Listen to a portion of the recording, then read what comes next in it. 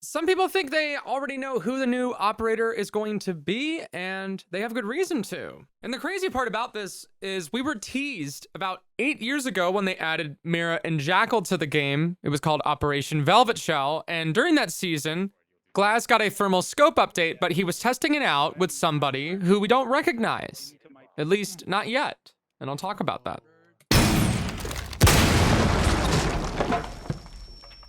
So dudes, I'm G, and I yap about Rainbow Six Siege. So this is a really interesting one because it's something that I can talk about aside from particular, gameplay or balancing or Ubisoft drama. This is something that has to do with the creative side of the game, and that is the writing, that is the characters. Some geopolitics too, which might kill my average view duration. I'm not sure. We're about to find out. Damos is an example of a character that might be following what seems to be a similar trend here. But let's talk about the operators. So the reason people are speculating that it's this lady from the old Rainbow games is because, one, she's Greek. Two, we already have an allusion to her being involved in the Siege scene. And also, Ubisoft left a clue for us. These letters on the side here, this is an acronym describing a real unit that Kyrie Galanos, right, our Greek operator from Rainbow lore of old, was involved in, the ELDYK. Now, who are the ELDYK? Well, the ELDYK is a Greek force that is not deployed, right? Deployed in the military dictionary sense of it, right?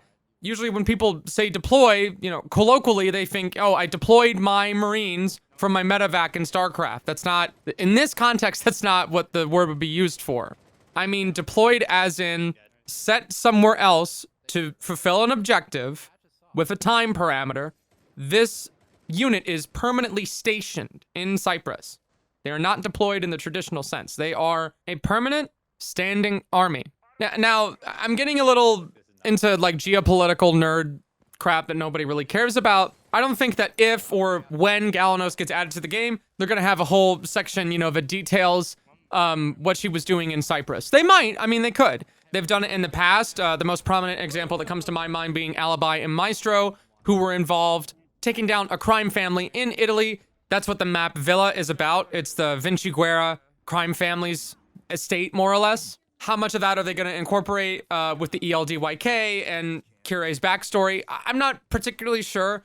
It's a topic that not a lot of people are really familiar with. There's a lot of different moving pieces to it, and the situation in Cyprus when it comes to what militaries are involved in and which countries are allowed to participate in military missions is very controversial because Greece is not the only country that has a permanent standing army. Turkey also has a permanent standing army in Cyprus. Internationally, the island of Cyprus is recognized as one country about this big, but Turkey has claim to what is known as Northern Cyprus, and they have an army deployed there. Now, unsurprisingly, the state of Greece is not happy about that. One side thinks that, the other side shouldn't be there, and the other side feels the same way about the other side. Very contentious topic. One of those hot button issues where it's like, if you can solve it, you'll get a Nobel Peace Prize. There are a number of different things here that make for interesting storytelling. How confident Ubisoft is going into it, I'm not particularly sure. I don't see them really exploring this side of her backstory all that well because probably they're going to be a little bit, rightfully worried about calling something wrong or getting a detail wrong and, facing pushback. And ultimately, Rainbow Six Siege is a multiplayer game. Now, I don't know what they would like to do eventually. I have been a strong advocate. A lot of people are aware by now. I've been a strong advocate of some more PvE content or something, taking these characters and putting them into an environment that's cinematically enriching. I think that would do a lot to, one, teach gameplay mechanics. I'm being 100% serious. And two, just generate a little bit more of a relationship between the audience and the license. Because I think when people talk about esports, right, which there are some people that approach the topic in, relatively good faith, and there are some people who were just, completely and totally unreasonable about it. One of the reasons that I think esports often gets a bad rep is because it represents gaming from a sporting perspective, instead of something that's, cinematically like fun. And a good example of this is Halo. It's really, really bizarre to say out loud that, Rainbow Six as a brand probably has more market penetration right now than Halo, because Halo was just untouchable. I mean, it was huge when I was a kid. It was the biggest game at one point in my life. You know, it evolved away from something that was just a carbon copy of a Doom clone on console. And I don't say that to be like mean or disparaging of Halo, because a Doom clone was just a way to describe a type of game, right? Like Valorant is a Counter-Strike clone. I'm not gonna talk about the merits of Valorant's quality based off of whether it's reminiscent of Counter-Strike. That's not logical, right? Halo fell off, in my opinion, not even necessarily because of mechanics or gameplay, but just because the story was bad. The campaigns were awful after Halo Reach. Halo 4 was okay. It was passable. Yeah, like it was cool to have more Halo. I wasn't a huge fan of the weird, like the orange robot guys. That was a little But then Halo 5 came out, and then the vibe was just completely different. Like the armor was more reminiscent of Warframe. They clearly tried to like capture the vibe and the energy of the Avengers and the whole opening cutscene that they have. The Spartan armor didn't have a sense of weight to it anymore. It wasn't, you know, reminiscent of like a humanoid tank that it was in the previous games. That kind of made it compelling and cool. Lore-wise, with Halo armor, if somebody who wasn't rated or trained for Mjolnir armor, is that how you say it? If somebody like an average Marine just tried to put that on, they would break like their bones in half because their body was not attenuated to it. Like, that was fucking sick. That was badass. That added character, that added flavor to the lore. And then now anyone can be a Spartan. Hey, remember Buck? Remember him? He's a Spartan now. Like, he couldn't just retire. He wasn't allowed to just get old and say, yeah, fuck it, I'm out. I'm done with infantry shit. Or, you know, he couldn't get like an office job like Sam has right now. Like, it's just like whatever Ubisoft is doing with Rainbow Six now and whatever they decide to do with Galanos can't be nearly as bad as how they handled Halo, like writing wise, post Reach. And Infinite, you know, tried to make a decent effort at a recovery, but the point I'm trying to make is that I think single player, like individual content that allows you to have an intimate relationship with the world, right? With the artistry of this thing that you're making allows you to have your audience connect with it in a way that you didn't really have previously. And the death of the single player campaign, in some ways, I feel is kind of responsible for that. I feel like it is kind of responsible for the dawn of the dreaded e-jock, as I call them, the e-bro that, you know, is insistent that they're not a nerd because I'm playing an e-sport. It's a sport. I'm not sitting around playing Valorant 4 hours every day. I'm not a nerd, I swear. I'm not, right? Like, those kinds of guys, I think, you know, have given themselves a sort of permission to, you know, participate in something like a hobby because it's on a computer. And, you know, that kind of narrative about computer geeks doesn't really stand water the same way that it did in the 90s and the mid 2000s, which is relevant when we talk about lifting lore from, you know, a license as it existed in the late 90s and the early 2000s. Because, I mean, like, these were PC games. Who the fuck who the fuck was into PC gaming at that time? You know, your Steve Wozniak adjacent kind of friend who built their own PCs. You know, they probably had a Linux setup. They probably said gay Ben, like, unironically. That was the terminally online equivalent, you know, back then in the mid 2000s.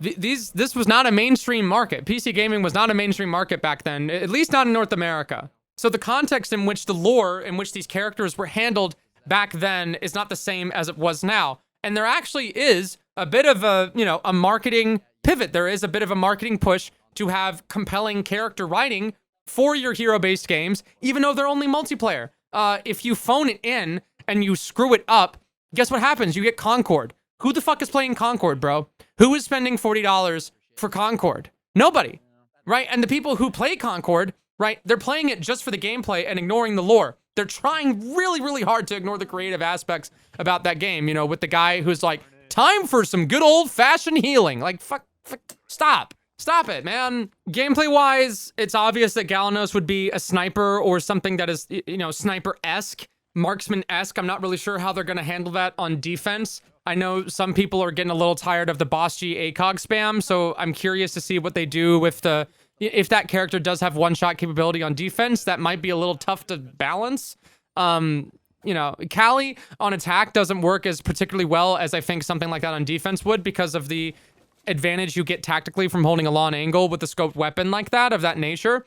But it will be interesting to see. I can't really speculate too much about the gadgetry role. I can't speculate too much about, you know, the role that she's going to occupy. She could be like a trap operator. She could be something simple like a trap operator that snipes. That'd be cool. Maybe she has like a crowd control ability. Maybe she has like, you know, movement slows that she can use to follow up on the sniper. Think maybe like Chamber from Valorant. I could see that. But yeah, I don't have much to talk about in that department because, you know, we don't really have a whole lot. So I'm going to yap a little bit more about some creative stuff, some lore-based stuff. Again, I don't know if this is going to kill the AVD, but we're going to find out because this is what I have to say about it. In terms of Ubisoft actually exploring Galanos's relationship with her unit, I would actually be really interested to see something here regardless, because I think Greece has a really, really interesting history with NATO. Greece and really in general, the Mediterranean was an important focus point right after the end of World War II to kind of draw the parameters of the Iron Curtain. It would have given them more direct support to be able to assist their allies in North Africa. The Soviet Union's possession of the Black Sea would have been more advantageous as well, because they could have gone through the straits in Turkey to get direct access to the Mediterranean with their warships. That's not what ended up happening. The Soviets lost any opportunities, either direct or indirect, that they had in that part of the world when the communists lost in Greece and when Greece and Turkey joined NATO pretty shortly thereafterwards in the 50s. The water in this part of the world is conditionally appropriate for the deployment of nuclear submarines, so that would have given the Soviet Union a significant nuclear deterrent for their overall strategy. Rainbow, of course, being very analogous to NATO in different ways. Rainbow is kind of a Pulp Fiction storytelling meets geopolitics, not Pulp Fiction in the sense like the Quentin Tarantino movie, right? Like Pulp Fiction in the literary definition of it, the creative definition of it. Rainbow Six, since its inception, right, has always been very pro-NATO, very coalition good, which is, you know, part of what makes it really funny to me whenever you have super weird, terminally online hard writers that think NATO is like a globalist super project that's designed to take over the world or something. Like they have this idea that, oh yeah, Tom Clancy was one of our guys, but like Tom Clancy was just clearly not an anti-NATO guy. I would personally be really interested in that, even if it's just something that's done in like a comic book or a anime cutscene, right? Just a brief allusion to it would give me faith that they're approaching Kyrie's story from, you know, something that comes from an understanding of Rainbow Six as a global coalition and kind of keep it grounded, keep it a little bit closer to Earth. And it seems to be like that is the direction that they are going in. I remember talking to Alexander Karpazis, the creative director for Rainbow, which I'm gonna keep referencing that interview as long as I can because there was a lot of really interesting stuff in that. But he did mention, and he mentioned by word, you know, the storytelling can interweave things like politics. And I really appreciated the phrasing of it because he made it clear that it wasn't an objective to make politics the center stage item of it, right? The political kind of apparatus that exists within a world like Rainbow is mainly done for drama, right? And it has analogies and there are allusions to things that exist in reality, but it's freaking Hollywood, man. It's not real. It is real, but it's not real. You understand what I'm saying? I think most people do. I thought that Damos in particular was going to go in a completely different direction when he first arrived on the scene. You had some people like, you know, the super Redditors that were saying, what is this? Is he supposed to not be awesome and based? He's just like me. I think killing every Rainbow guy is a good idea because it's not tactical and awesome ever since Esports slop ruined it. That wasn't the narrative that they went with. That's not what they did. Really, really caught me off guard. I think every terminally online person got called out hard with the way that his character was revealed, myself included. I thought that they were going to go in a completely different direction with it, and I like this direction more. It feels a lot more interesting to me than just like, I think John Gun Guy gotta shoot the gun sometimes, and libtards don't understand that. Listen up, libtard. You know, I think that would have been a less compelling story. So I'm glad they're not doing that, and that gives me faith that they wouldn't do that with Galanos. Galanos, canonically, right, if they add her, I would assume that they would keep that part of her lore, worked with a unit that has a contentious history. Maybe Galanos knows Damos from a previous operation. They could write that in. Maybe she is a point of contact on the ground in Greece for something that is going on, and she's familiar with Damos and she's trying to tell Rainbow, hey, don't work with this guy. This is, the game that he plays. Perhaps they've written up a story that involves Galanos in the sense that in previous operations, she was an observer of his behavior and his behavior patterns that give her clues to what he's like as a person. And maybe she's qualified to speak on it. Maybe she was a captain in a fire team that Damos was involved in. Maybe Damos participated in the operation in a way that she found uncouth and uncharacteristic of what Rainbow was supposed to be representative of. Maybe she dressed him down and then they had a disagreement. And that was part of what got Damos to get irritated about, his involvement with the organization and why he was still a part of it. I don't know a lot about Galanos' personality just by, reading the Rainbow Six wiki, because back in this time frame, like, it is interesting that we are, looping in the old previously existing lore, but remember that, the writing, the creative side of it did really take a back seat back in those days, because the ultimate point of the game, right, was to depict police raids, and the nationalities and the backstory and the relevant experience they had was just that, right? It was part of their dossier. It was just something that, was there as filler to give it justification to exist. This attempt to kind of make it into something a little bit more involved, analogous to something like a comic book, giving the characters personalities wasn't really the end goal of those games. Even reading Rainbow Six as a book, which I'm about halfway through it right now, a lot of the character writing in that book is pretty dry. Tom Clancy wasn't focused on making those characters the stars of the show, per se, right? The drama was in the stakes of the plot, right? A global pandemic. A bad guy stole some nukes, he's gonna blow some stuff up. The point was to take average people and put them in, like, a big, high-stakes situation and see what they did. Jack Ryan wasn't, like, a stereotypical Giga Chad, right? If anything, usually the bad guy was the Giga Chad, if you wanted to go that far with the analogy. Jack Ryan was just a guy. He was a nerd. He was an analyst who worked in an office in a cubicle, and then some shit goes down, and then he's got a gun in his hand, and it's like, oh, fuck, what the fuck? Fuck, shit, fuck, right? Like, that's what Jack Ryan was supposed to be. He was supposed to be, dare I say, deconstruction of the sexy spy kind of story. Now, there's a counter argument. I got into it with somebody who, I guess they're not a fan anymore, because they were very angry about what I had to say, which was the new operator is probably going to be Galanos. And they were very angry about that because they felt like they were taking Tom Clancy's writing and using it for themselves because they can't come up with something on their own. That is ridiculous. I can't do anything about Ubisoft's writing ability. You can say that when it comes out, this writing is bad, but the concept of taking previously existing stuff and then making it into something new for a modern audience is not foreign, right? That is not a strange or unprecedented situation. Throughout the span of the history of comic books in particular, great analogy, since, a little event called World War II, that is what happened. People would get involved in the license, talented writers and artists would have their individual takes on what they could do with these characters, and then they made them into something else. So that doesn't mean that the only valid interpretation of the thing is the first issue that came out. Good example of this is The Boys. A lot of people malign The Boys comic as just being really not good. just not great, not very well written, but it had a lot of good ideas, and they cut the bad ideas, as far as I could tell, and made it into a pretty successful show. Star Wars has had a million different interpretations. Why? Because different writers have different styles and work on things in different ways. The Acolyte is not like The Mandalorian. Now, because the culture war has infected algorithmic entertainment with its rot, you can't say, this is badly written.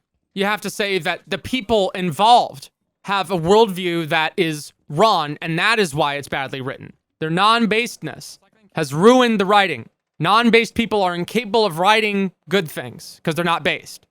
That's a gobbledygook worldview that's not standing with reality. People can be creatively talented and have any wide range of opinions about any topic.